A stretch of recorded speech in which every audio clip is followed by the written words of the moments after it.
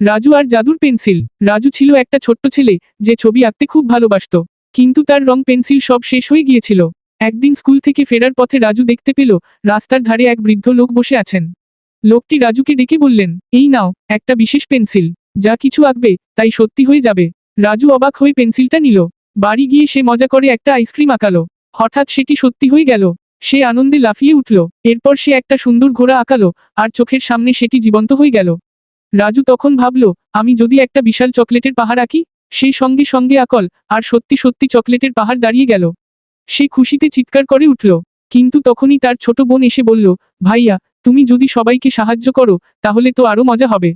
রাজু এরপর গরিব শিশুদের জন্য খাবার আর জামা কাপড় আঁকালো। সে বুঝতে পারল, শুধু নিজের জন্য কিছু করলে মজা কম, কিন্তু অন্যদের খুশি করলে আনন্দ অনেক বেশি। এইভাবে রাজু আর তার জাদুর পেন্সিল দুনিয়াকে আরো সুন্দর করে তুলল।